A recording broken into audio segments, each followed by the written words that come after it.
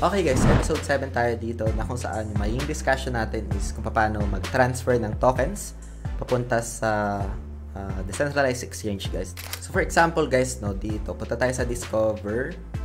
Ayan. So search tayo ng T-Apps.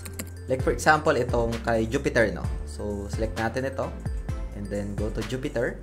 So dito mapupunta tayo and then gusto natin dito i-transfer yung tokens natin, like for example nakuha natin sa airdrop. So pwede dito guys, no, kunin mo lang yung pinaka deposit address, like tan muna natin ito.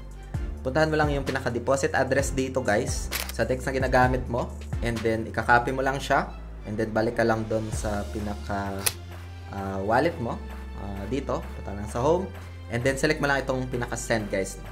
And then, pagkatapos nyan, if ever man na kung anong tokens yung isi-send mo, kung ano yung available dito, wala lang lumalabas kasi walang available tokens dito na merong balance to. So, if ever na meron dyan, gusto mo i-transfer, select mo lang yung token na yon and then proceed ka lang doon sa pinaka-steps and then paste mo lang yung pinaka-Jupiter, like for example, Solana address and you can transfer na guys, no? Confirm mo lang ang transaction at antayin yung funds, no, doon sa Jupiter Exchange na platform.